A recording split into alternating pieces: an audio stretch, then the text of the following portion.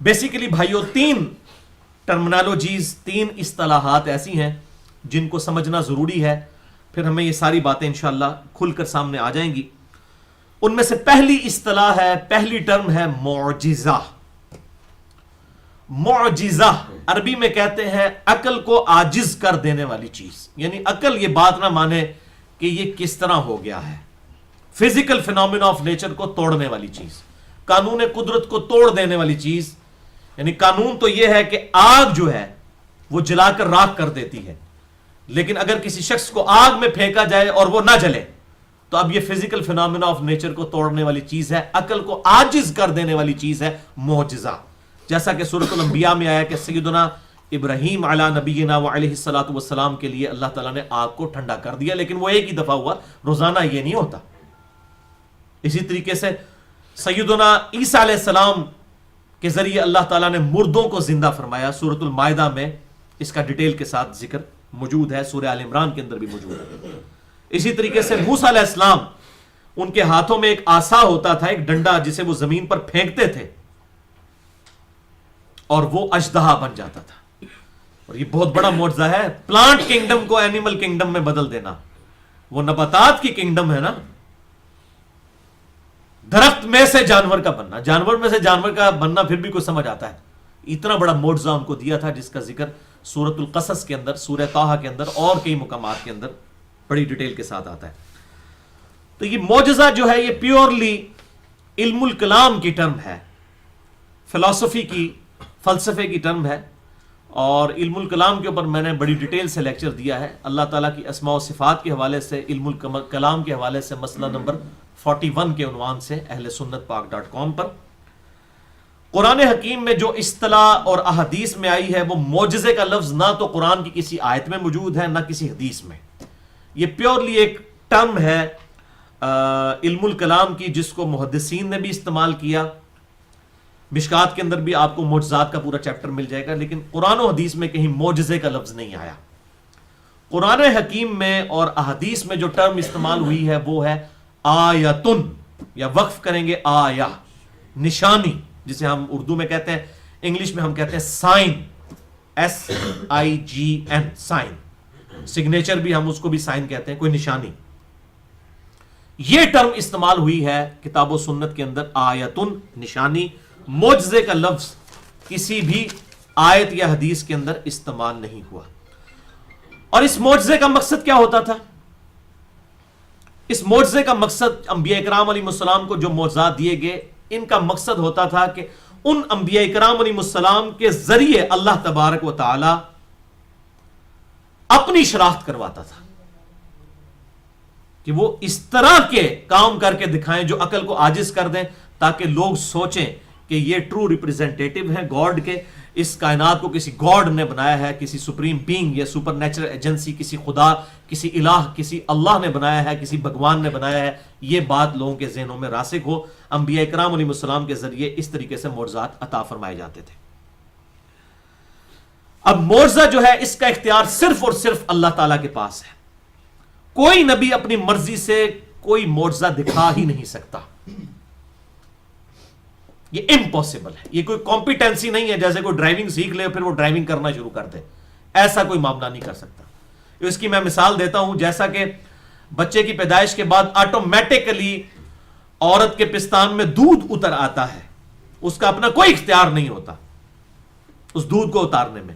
بالکل اس طرح کے معاملات انبیاء کے ساتھ ہوتے ہیں، ان کا اپنا کوئی اختیار نہیں ہوتا معجزات کے معاملے میں، جب اللہ تعالیٰ چاہتا ہے ان کے ذریعے سے ظاہر فرما دیتا ہے۔ اور آگے انشاءاللہ آیات بھی آئیں گی جن میں کلیئر کٹ انبیاء کی طرف سے یہ اناؤنسمنٹ ہوئی ہے کہ ہم کیسے معجزہ دکھائیں، ہمارے پاس تو کوئی اتھارٹی نہیں ہے، ہم کیسے دکھا دیں۔ ہاں یہ بزرگوں بابوں کے بارے میں دعوے کرتے ہیں، بالکل جعلی قسم کے، میں نے بتایا اب انشاءاللہ قیامت تک نہیں کریں گے، اب میڈیا آ گیا، اب ان کو یہ بابوں کی چیزیں ویڈیو میں دکھانی پڑیں گی، اور جعلی ویڈیو نہیں ہم دیکھیں گے۔ آج کل تو وہ ہالی ووڈ والے پتہ نہیں کیا کیا، میرا تو خیال ہے کہ یہ جو بابے بزرگوں ماننے والے ہیں تو وہ تو ہالی ووڈ کی فلمیں دیکھ کے ان کے جو ہیروز ہیں ان کو بزرگ ماننا شروع کر دیں گے، جو کچھ انہوں نے ویڈیوز میں کر کے دکھا دیے۔ تو یہ معاملہ نہیں ہوگا۔ اللہ تعالیٰ انبیاء کو بھی جو معجزات عطا فرماتا ہے وہ بھی اللہ تعالیٰ کے اختیار میں ہوتے ہیں، جب چاہتا ہے ظاہر فرما دیتا ہے، جب چاہتا ہے ظاہر نہیں فرماتا، خود سے کوئی نہیں کر سکتا۔ اور اس کی نمائندہ مثال موسیٰ علیہ السلام کا اژدہا والا معجزہ ہے۔ آپ دیکھیں کہ موسیٰ علیہ السلام نے جب ان کو یہ معجزہ عطا فرمایا گیا اژدہا عصا کا بن جانے والا، عصا تو ان کے ہاتھ میں تھا، اللہ تعالیٰ نے فرمایا قرآن حکیم میں ڈیٹیل سے آتا ہے کہ یہ تمہارے ہاتھ میں کیا ہے، تو انہوں نے کہا یہ میرے ہاتھ میں عصا ہے، تو اللہ تعالیٰ نے فرمایا اسے ذرا زمین پر پھینکو، تو وہ اژدہا بن گیا، تو موسیٰ علیہ السلام ڈر کے وہاں سے بھاگے۔ یہی رسپانس ہونا چاہیے تھا۔ اگر یہ موسیٰ علیہ السلام نے خود بنایا ہوتا تو وہ ڈرتے تو نا۔ یعنی ایک بچہ جو پہلی دفعہ کبھی ماچس کی تیلی کو یوں کر کے جلاتا ہے نا تو اس میں سے آگ نکلتی ہے، وہ ڈر جاتا ہے کیونکہ اس کا پہلا کوئی ایکسپیرینس نہیں ہوتا، لیکن جب بعد میں اس کو پتا چل جاتا ہے کہ آگ ایسے ہی جلتی ہے، اسے کوئی نہیں فیل ہوتا۔ پہلے ایکسپیرینس کے وقت کیوں ہوتا ہے؟ کیونکہ اس نے یہ پہلی چیز دیکھی نہیں ہوتی۔ اگر نبی کو یہ پتا ہو کہ میں یہ عصا پھینکوں گا اور یہ سانپ بن جائے گا، پھر اسے ڈرنا تو نہیں چاہیے، بھاگنا بھی نہیں چاہیے، اس کو تو اینڈ رزلٹ پتا ہونا چاہیے۔ اس کا مطلب ہے نبی کے اختیار میں یہ بات نہیں ہوتی۔ اچھا، اور موسیٰ علیہ السلام کا ایکسپیرینس صرف اس سے یہی تھا کہ یہ اژدہا بنتا ہے۔ جب فرعونی آپ کے پیچھے آئے، قرآن حکیم میں کئی جگہ یہ واقعہ آیا ہے، سمندر کے کنارے پہنچ کے ساتھیوں نے کہا مروا دیتا ہے موسیٰ علیہ السلام، اگے سمندر، اگے بھی موت ہے پیچھے بھی موت۔ اب موسیٰ علیہ السلام بھی دل میں ڈر رہے ہیں، تو اللہ تعالیٰ نے موسیٰ علیہ السلام کو وحی کی کہ یہ عصا سمندر پہ مارے۔ وہ سمندری جھیل تھی جو ان ساری جھیلوں کو اب جوڑ کے نہر سویز بنا دی گئی ہے مصر کے اندر۔ پہلے بہت بڑی بڑی سمندری جھیلیں ہوا کرتی تھی، ان کو کراس کیا جاتا تھا، وہ سارے پیچز جوڑ کے، تو اب یہ ایک بہت بڑی ایک سمجھیں کہ اکانومی کے اعتبار سے مصر کی کمائی جو ہے وہ نہر سویز سے ہے، جو سمندری جھیل تھی۔ تو اس میں ان کو کہا گیا کہ آپ عصا ماریں۔ اگر ان کو یہ بات پہلے پتا ہوتی کہ عصا مارنے سے سمندر میں راستہ بن جائے گا تو ان کو ڈرنے کی کیا ضرورت تھی، پریشانی کی کیا ضرورت تھی؟ لیکن ان کو یہی پتا تھا کہ یہ صرف اژدہا بن سکتا ہے اور کوئی کام نہیں کر سکتا، ظاہر کر بھی نہیں سکتا تھا، اللہ تعالیٰ نے جب تک چاہے۔ وہی عصا جب سمندر پہ مارا وہ راستہ بن گیا۔ اگر انہوں نے خود بنایا ہوتا تو پہلے ہی آپ مار لیندے، تو ان کو نہیں پتا تھا کہ یہ کام بھی یہ کر سکتا ہے، اور اس کے بعد بھی کوئی اس نے اس طرح کا کام نہیں کیا، وہ اسی وقت میں ہی اللہ تعالیٰ نے اس کے اندر یہ کیپیبلٹی پیدا کر دی۔ تو معجزات بھی دو قسم کے ہوتے ہیں، ایک معجزہ وہ ہے جو انبیاء کے ساتھ اللہ تعالیٰ پرماننٹلی اٹیچ کر دیتا ہے، جو ہر وقت ان کے ساتھ رہتا ہے معجزہ، لیکن یہ چند ایک معجزات اس طرح کے ہوا کرتے ہیں، جیسا کہ داؤد علیہ السلام کے بارے میں آتا ہے سورہ سبا کی آیت نمبر 10 اور 11 میں کہ ہم نے لوہا ان کے ہاتھوں میں نرم کر لیا تھا۔ جیسا کہ یہ آٹا گوندا جاتا ہے اپنی مرضی سے، اس کی آپ پیڑا کر کے اس کی آپ روٹیاں بنا لیں، یا مٹی ہے اس کو گوند کے کوئی بھی اس سے کھلونا بنا لیں، کوئی چیز بنا لیں تو وہ گنتی ہے، اس طرح لوہے میں ہاتھ ڈالتے تھے حضرت داؤد علیہ السلام، تو اس سے زرہ بنایا کرتے تھے۔ سورہ سبا آیت نمبر 10 اور 11 میں آتا ہے، کیونکہ انہوں نے اللہ تعالیٰ سے یہ خواہش کا اظہار کیا تھا کہ میں رزق حلال کمانا چاہتا ہوں تو مجھے کوئی ہنر سکھا دے، تو اللہ تعالیٰ نے ان کو یہ ہنر سکھا دیا۔ اب مجھے بتائیں یہ ہنر وہ حضرت داؤد علیہ السلام کسی اور کو سکھا سکتے ہیں کہ ہاتھ مارے لوہے کے اندر، لوہا اتنا سخت ہے کہ وہ آٹے کی طرح نہیں، یہ سیکھا جا ہی نہیں سکتا۔ یہ خاص معجزہ تھا جو حضرت داؤد علیہ السلام کو اللہ تعالیٰ نے سکھایا۔ حضرت سلیمان علیہ السلام کو پرندوں کی بولیاں سکھا دی تھی۔ تو یہ پرماننٹلی اٹیچ معجزات تھے، وہ جب بھی ہاتھ لگاتے تھے تو لوہا ان کے لیے نرم ہو جاتا تھا، جیسے مٹی گوندنے سے نرم ہو جاتی ہے، اور وہ اپنی مرضی سے اس کے ساتھ ایسا معاملہ کیا کرتے تھے۔ اسی طریقے سے ہمارے محبوب صلی اللہ علیہ وسلم کے ساتھ بھی کچھ پرماننٹلی معجزات اٹیچ تھے۔ صحیح بخاری اور صحیح مسلم کی متفق علیہ حدیث ہے کہ آپ صلی اللہ علیہ وسلم پیٹھ کے پیچھے بھی دیکھ لیا کرتے تھے، یعنی آپ یہاں پیچھے کوئی آنکھ نہیں تھی، انہی دو آنکھوں سے آپ کو 360 ڈگری کا ویژن نظر آتا تھا۔ ہم تو صرف 180 ڈگری تک بھی مشکل سے دیکھتے ہیں، آپ صلی اللہ علیہ وسلم پیچھے بھی ان دو آنکھوں کے ساتھ دیکھ لیتے تھے، اور یہ پرماننٹلی آپ کے ساتھ اٹیچ معجزہ تھا۔ آپ صلی اللہ علیہ وسلم یوں کھڑے ہوں، آپ کو پیچھے سے پتہ چل جاتا تھا کون کیا کر رہا ہے۔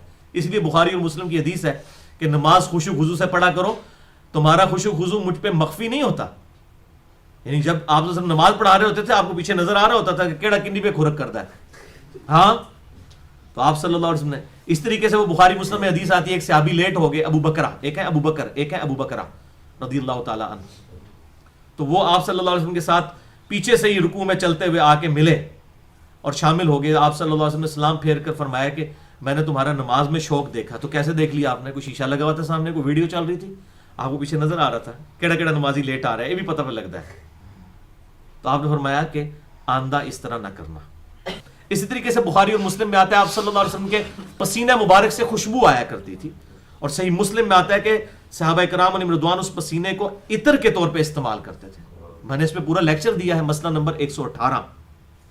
آپ صلی اللہ علیہ وسلم کے سایہ مبارک کے حوالے سے, آپ صلی اللہ علیہ وسلم کے پسینہ مبارک کے اعتبار سے, آپ صلی اللہ علیہ وسلم کے پیشاب کے اعتبار سے کیا اہل سنت کا صحیح عقیدہ ہے, صحیح بخاری, صحیح مسلم اور باقی اہل سنت کی کتابوں کی روشنی میں. مسئلہ نمبر 118 اہل سنت پاک.com پر. تو یہ پرماننٹلی اٹیچ معجزات تھے. باقی کچھ عارضی طور پر معجزات انبیاء کرام علیہ السلام کو عطا فرمائے جاتے ہیں, جیسا کہ میں نے ڈسکس کیا کہ موسیٰ علیہ السلام عصا کو جو اژدہا بنانے والا معجزہ ہے وہ تو تھا, جب وہ پھینکتے تھے بن جاتا تھا, لیکن اس عصا سے پانی میں راستہ نکلنا ہے یہ بس وہ ایک لمحے کے لیے ہوا. وہ بھی موسیٰ علیہ السلام کو خود نہیں پتا تھا, جب اللہ نے بتایا کہ یہ کر تو ہو جائے گا, بس وہ ایک لمحے کے لیے. یہ زیادہ تر معجزات اس طرح کے ہوتے ہیں جو انسٹنٹینیس عارضی طور پر ہوتے ہیں. اور ہمارے محبوب صلی اللہ علیہ وسلم کے کیس میں تو اس طرح کے کئی معجزات ہیں کہ آپ سے کوئی سوال پوچھا گیا تو آپ صلی اللہ علیہ وسلم وہی کا انتظار کرتے تھے کہ اللہ تعالیٰ مجھے بتائے گا تو پھر میں جواب دوں گا. اسی کانٹیکسٹ میں سورہ یوسف بھی نازل ہوئی, سورۃ الکہف بھی نازل ہوئی, جس کے اندر وہ سارے واقعات آپ صلی اللہ علیہ وسلم کو بتائے گئے جو کہ آپ صلی اللہ علیہ وسلم سے پوچھے جاتے تھے. اور اس کا کلائمیکس ہے وہ بخاری اور مسلم کی متفق علیہ حدیث کہ آپ صلی اللہ علیہ وسلم فرماتے ہیں جب میں معراج سے واپس آیا تو کافروں نے میری تکذیب کی اور میں اتنا پریشان ہوا. کافروں نے مجھ سے ایسے سوالات پوچھے کہ مجھے جوابات نہیں ان کے آتے تھے. یار ایک شخص ایک رات کے لیے گیا ہے ایک جگہ پر, اب اس سے پوچھ رہے ہیں کہ بیت المقدس کے دروازے کتنے ہیں, بیت المقدس کی سیڑھیاں کتنی ہیں, اس کے باہر کے دروازوں کا کلر کیا ہے, اندر سے کیا کلر ہے. میں یہ اکیڈمی کی سیڑھیاں پچھلے 5 سال سے چڑھ رہا ہوں, آپ بھی مجھ سے آج پوچھیں کتنی سیڑھیاں, تو میں نہیں بتا سکتا. تو اس طرح کے سوال جب پوچھے تو بخاری اور مسلم کے الفاظ ہیں, میں اتنا پریشان ہوا کہ میں آج سے پہلے نہیں ہوا تھا کہ میں ان کے جواب نہیں دے پاؤں گا تو یہ میری تکذیب کریں گے. تو میں حتیم پہ کھڑا ہوا تو اللہ تعالیٰ نے بیت المقدس کو اٹھا کے میری نگاہوں کے سامنے کر دیا. وہ جو کچھ پوچھتے جاتے تھے میں دیکھ کر اس وقت بتاتا جاتا تھا.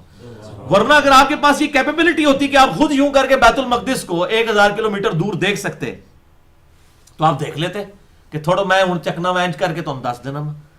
اس طرح نہیں تھا. اور پھر آپ کہتے ہیں میں پریشان ہوا. تو میں نے اس کے اوپر پورا لیکچر بھی دیا ہے. مسئلہ نمبر 6A اور 6B علم الغیب سے متعلق, اس عقیدے سے متعلق فرقہ وارانہ نظریات کا تحقیقی جائزہ, اور واقعہ معراج کے اوپر بھی 3 لیکچرز ہیں 1.5 گھنٹے کے. مسئلہ نمبر 126A, 126B اور 126C. جسے شوق ہو تو وہ دیکھ سکتا ہے کہ یہ عارضی طور پر اس طرح کے معجزات ہوتے ہیں, غیبی خبریں عارضی طور پر عطا کی جاتی ہیں. اس طرح کی اور مثالیں بھی ان لیکچرز کے اندر میں نے بیان کی ہیں.